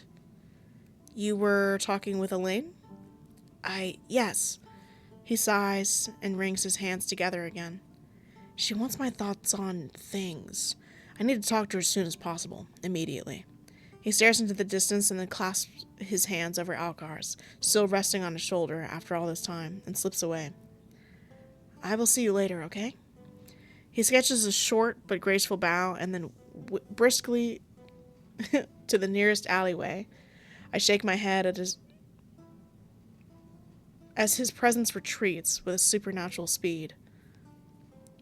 As soon as he's gone, Alcar chuckles. Bet you anything Elaine is going to rope him into helping her pick the colors and themes for the wedding. Good for her. My entire department will have a meeting tomorrow on how to handle this goddamn beloved miraculous town chocked full with wonders, such as is not one but two powerful demons among other things, one of whom is going to get married to a human, once that once helmed a cult against our kind. Fucking Lunaris. I can imagine how not happy August will be to hear about it, but what can he do? What can a lieutenant general do indeed? I look up to see Alcar watching me. His smirk only widens into a grin, though he inclines his head, wolf ears twitching. Get going before Wilhelmine tears down half the town looking for you for being 10 minutes late. Oh, most certainly. See you later, Alcar. Aye, aye, General. Alcar walks back until he too disappears the way that Omen went, giving me one last shit-eating grin. And that ever-endearing, half-assed wave. I, know this is the end of the game, but it takes so long to get through everything. So it's just going to be a long video, and that's okay. Ezra's shop is busy, a line of townsfolk impatiently waiting outside. I decide to sneak in the back door to avoid unavoidable conversations. In the kitchen, I find Finn and Alcar. Arm wrestling? I literally just saw you? Alcar quickly turns his head and frowns at me. And what about it? How did you get in here so fast? He ignores me, concentrating too hard on making sure Finn doesn't snap his arm off, I assume.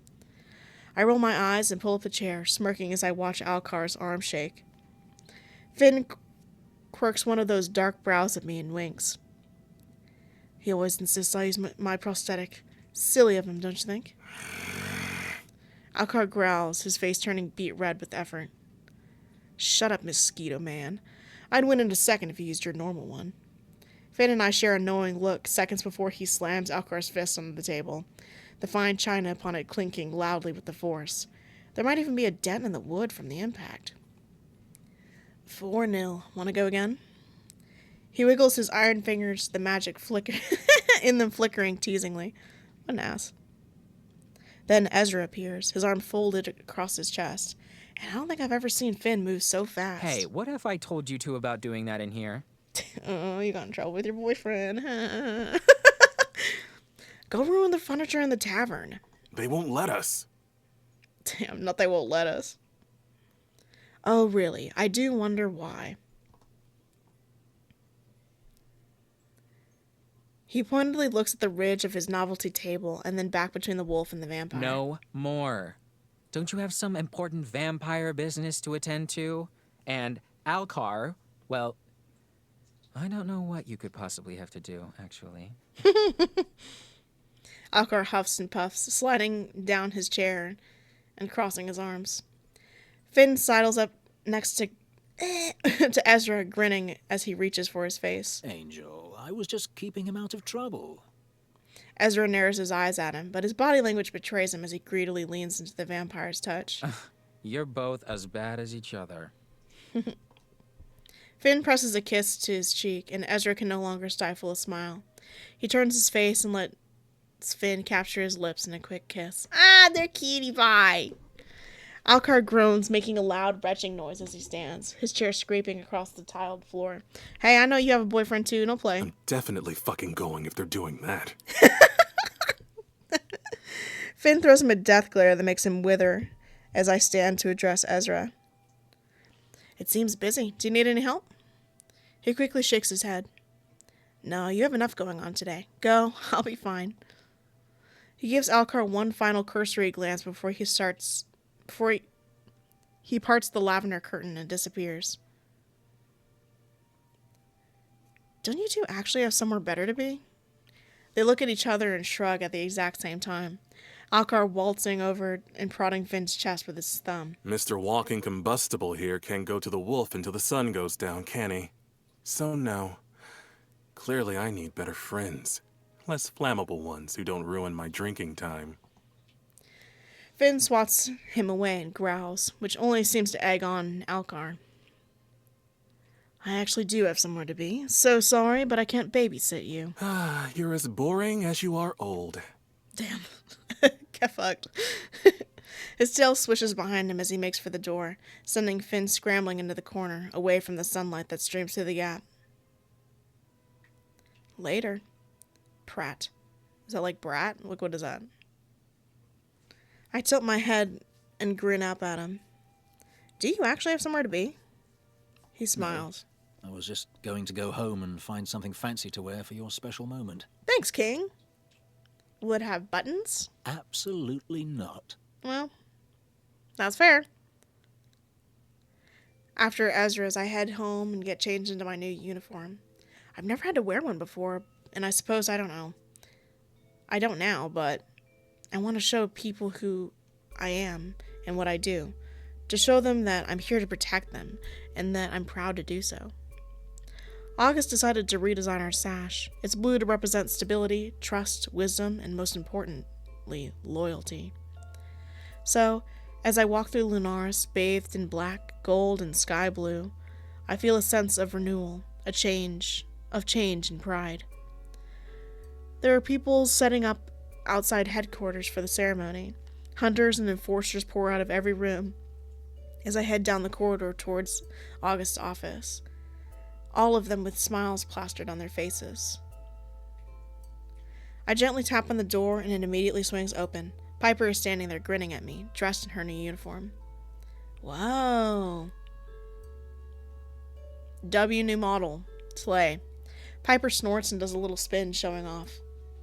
You like it? I step inside, closing the door behind me. You look amazing, General. And then I see August. Oh, shit.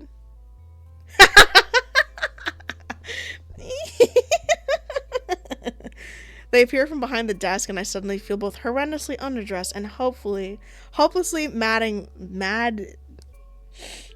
Let me just kill myself. Let me just die. Hopelessly, maddeningly in love. There we go.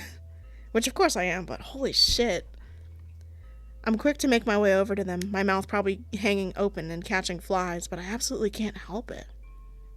You look incredible. Actually, there's no word that could accurately describe how you look. They grin, their cheeks turning pink as they set down the report they're holding. Thank you. It feels weird, almost like I don't deserve it.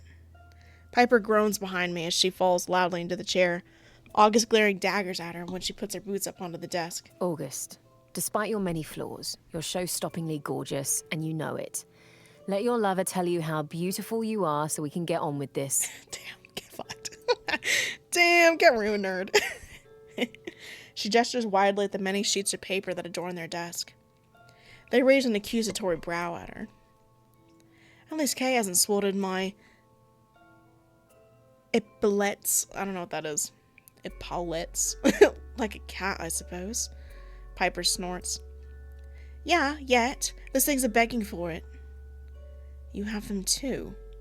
Oh, these things? These little... I don't know what those are. Yeah, I don't know how to pronounce that.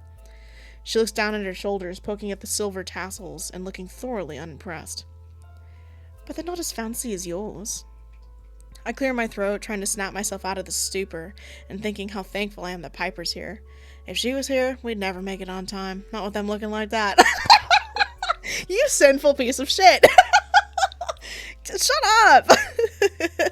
Right, yeah, we should finish this thing now. Let's finish this thing. Yeah. Before I step forward to join Piper around the other side of the desk, August grabs me by the arm and tugs me near.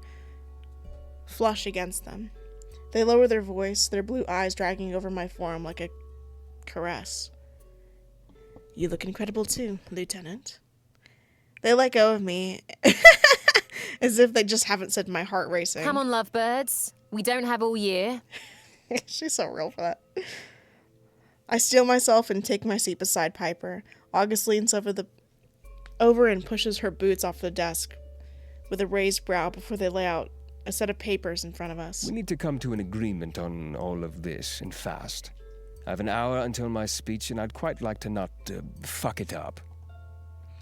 Piper rests her elbows on her knees and her chin in her hands, and she squints down at the page of elegant script. You know exactly what I don't agree with. Everything else is fine. August and I share a look. They seem upset knowing what Piper disagrees with, and they know that I don't exactly feel much excitement over it either. I speak before they get the chance.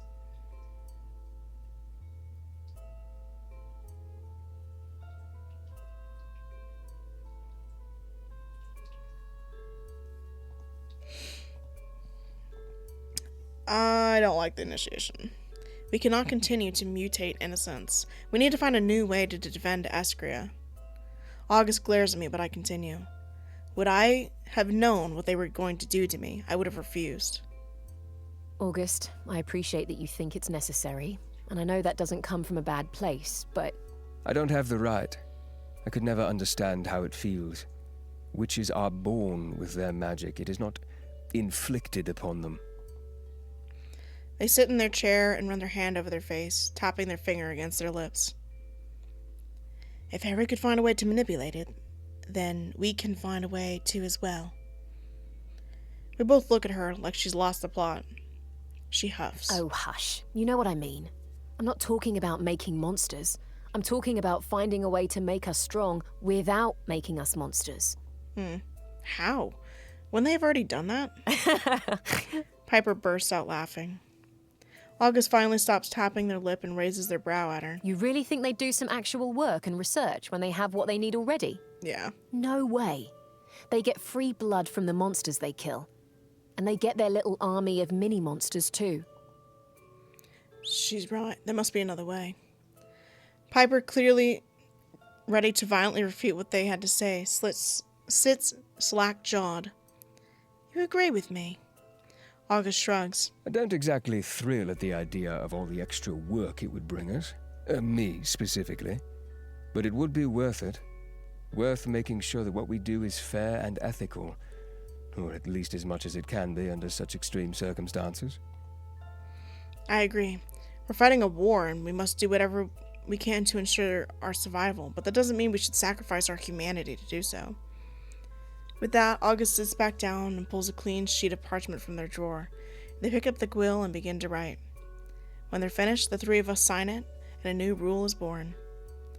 We will do what we can to leave behind the barbaric ways of our predecessors. Piper rubs her hands together almost greedily, and I'm beginning to think she's lying about not liking this diplomatic bullshit. She's good at it, too. Now our second task. As the creatures, our relationship with them right now is perilous at best. Even the ones that bring no harm don't really like us that much. And they're more than essential to our survival as an agency that actually succeeds. Can't blame them, really. Harry was out there kidnapping and killing even the good ones. Okay, what do you think? A stronger alliance. There's no question about it when it comes to our relationship with the creatures. We have to do everything we can to fix the fractures that Harry caused. As you said, they're essential. Then I pause, carefully considering my next words. Have you ever thought about having the creatures work within the agency? They both stare at me like I've lost my fucking mind, just as I've expected them to. You're saying we should shove some Lycans and some demons into your uniform, and off they pop? You're mental. Oh, God. You're mental! I know it's like hella British coded, but it's still really funny. You're mental. August says nothing but just keeps staring at me. I know it sounds ridiculous, but there are creatures out there who just want peace as much as we do. They're creatures who have enough power to actually convince others of their kind to either join us or leave us alone. A representative, maybe. Not a new branch, just creature relations. Someone to be our liaison when required. Piper looks like her eyes are going to drop out of her skull. She has them so wide. I cannot believe you're actually thinking about this. She doesn't sound angry, just tired. I get it. It's not ideal, I know, but if we can find other ways to lessen the attacks on our kind, then why the hell not? We just put strict rules in place to ensure that they have too much to lose if they betray us. That's crazy. I just wanted an alliance, bro. August and Piper, who have fallen strangely silent. August eyes Piper, who has fallen strangely silent. I think she knows that this will be good for us, despite her own personal views on the matter. She nods. I'll sign. August offers her a small smile and picks up their quill. We all sign once again, ready to tackle our final conflict. Now we discuss you, both of you. Piper and I share a glance, and she sits a little straighter in her chair. I think that sometimes Piper truly does forget how important August is about to become. Hunters have long been governed by us, the enforcers. I personally feel like that is unfair, because what the hell do we know about putting our lives on the line, right? Right. You know. Oh, you know. Period. Period. End of statement. They look at her, tilting their head in question. You know, August, you've gotten your hands dirty more times than any of those other pencil pushers. I'll never have a better partner. August's expression softens. They look like they almost might cry. Or at least think about crying. I had no idea you felt that way. Piper scuffs her boots on the floor, looking anywhere but at August. Yeah, well, after everything that's happened, I blocked it out. I'm sorry, Piper. About all of it. I promise to do better by you. Which is why I'm proposing that we create a new hierarchy. Or rearrange our current one, at least. Many enforcers aren't fit to dictate what higher-ranking hunters do. They're more concerned with politics than they are with the safety of our people. Take those decisions out of the hands of those who value bureaucracy above all else, and into the hands of those who are literally created to know how to save lives? Within reason, yes. I will need to consider this a little more carefully. It's complicated, and I'll value both of your inputs. Piper grins at me. Can't believe it's taken the agency this long to realize it. Yes, well, a fresh start. Now, we should go. They'll be waiting for us. August stands and fixes their uniform, fiddling with the ends of their band. They're nervous.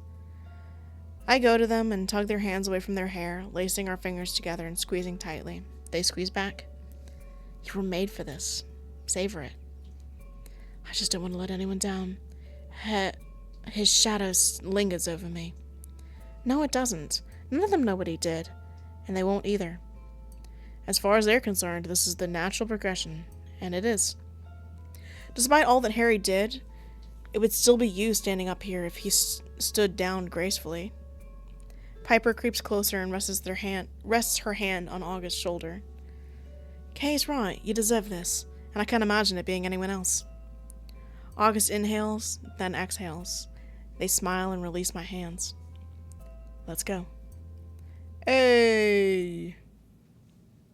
It passes in a blur. I watch Piper get her title back, the highest ranking hunter in Lunaris after me. She smiles the whole time, staring out into the crowd as they cheer for her. She's given extra honors for her involvement in the Harry investigation. None of these people who clap and grin for us know what really happened, but they don't care. All they care is that they're safe. I step out to the podium and listen to August talk, but it feels like I'm underwater, like everything is muffled and far away. A few weeks go by when I'm told that I was offered a position. This position, August pulled me aside and asked me if I wanted the responsibility, and I asked them, why me? I expected them to shrug and respond with why not, but they didn't. They said that Harry targeted me for a reason, for my stats and my kill count, but August began to see from the moment we started working together that Harry had it all wrong, that I'm so much more than the strength I have and the lives I take, and that Harry never accounted for all the other human parts of me, that I'm determined, that I want to fight to survive, and even when odds are stacked against me, that I'm human above all else, despite the inhuman blood that runs through my veins. So as August pins that badge to my coat and ties the sash around my waist, I remember those words, and I smile and wave at the gathered crowd, swearing to protect them all no matter what. Oops. I see familiar faces out there. Finn, Ezra, Alcar, Raven and Lux. Even Edna left the wolf to grimace at me from afar. W. Edna. I've made Lunaris my home somehow, after never really having one before. Before either of us can be swept away by the crowd of eager townsfolk, I quickly take August by the hand and usher them into a quiet corner just outside of headquarters. They sink back against the wall, melting against the stone. Oh, they look so cutie pie. Thank the stars for you. I laugh, feeling as relieved as they look. May I steal you away, Lieutenant? Absolutely. As scandalous as it might be, I'd rather not spend my evening shaking hands with people who loathed me only months ago. Ah, but you have a pretty coat and an important name now. They grin, their brow rising. I'm still your boss, you know. You can't sass me. Too much. I can sass you how I want. I shrug, taking their hand and lacing our fingers together. But I do enjoy it when you get annoyed. August rolls her eyes, but they lack any true exasperation. Come on, I just want to do something normal.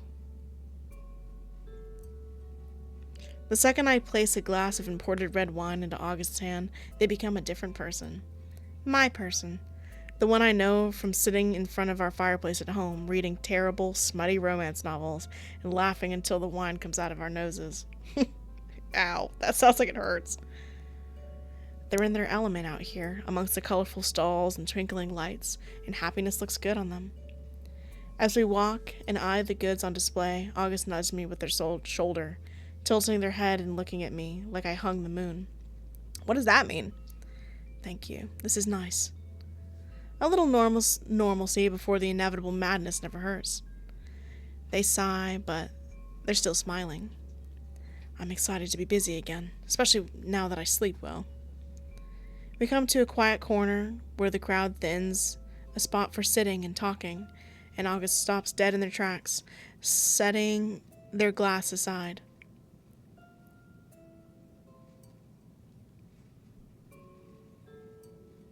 They're so cutie pie. Oh no! Oh, Dad, no! Oh no! Oh my god. A picture for me. Darn, how awful. Anyways. I look at them sometimes and I can't believe they're mine.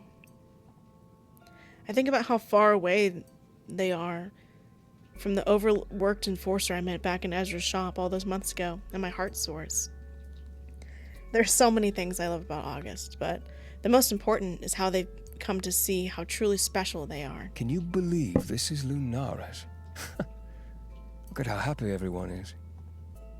They gesture to the smiling faces that surround us, and everything feels like it's fallen into place. They're free now. All of them. Us too.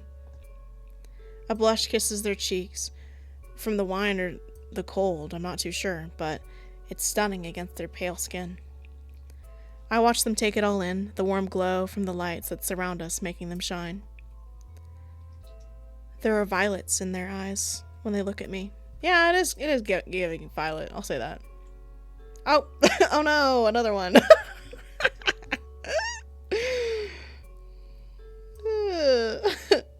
I take their hand and step close, brushing my lips over their knuckles. They watch me with a raised brow, that trademark expression that others may see as smug or cold, but I know August's warmth. It seeps from every pore, as fierce and as free as their magic. August is lightning? Yeah, and they're mine. Kiss me. Oh, all right, if you insist. I don't hesitate, and I never do. I find myself smiling somewhere between the soft curve of their mouth and the sweet press of their tongue. Ew, gross tongue. Their clever fingers curl at the front of my coat, and I swear that lightning flashes somewhere in the distance. My perfect storm. I never had anything that felt as much as home as them. Hello? The end! Hey, hit it up. Hit it up. Hit it up. Yay! That's so fun. Oh, shoot. I didn't mean to do that. Well, here's all this. Ta-da! The credits! Slay! that was so fun and amazing. We got a lot of these. Locked! We only missed one. That's okay, I'm not completioning this at all. No thanks. We only got 3 of hers. 3, I think. I think for most of them, there's only gonna be 3 that we got, because it's probably more like intimate stuff. We didn't get any of these. I think it's because I think you might have the option to be poly with those 2. Missed these 3 as well. Oh well, I'm not gonna get them all. If you want to do that, that is totally up to you. This game is on Steam. If you want to get it yourself and do any of the other routes, honestly, any other routes, any other options, this game was crazy. I wish it was a little bit more of a mystery. I wish I could have solved something a little bit more than I did, you know? But that's just my thought. Otherwise, I thought it was fun. I loved that I hated Harry. Guy sucks. I like the characters. They're really silly. I like their, what's the word? The way they interact with each other. Oh, T. Love August. Love Piper. Love Ezra. Love Finn. Alcar and Omen, I feel like I didn't really get to see. And maybe that's just the way it's probably just the way I played. So, they were the ones that I didn't see the most, and I was like, whatever. But that's it. That's all. That's crazy. 2 hours. Oh my god. I figured it would be long because I knew it was about to be at the end.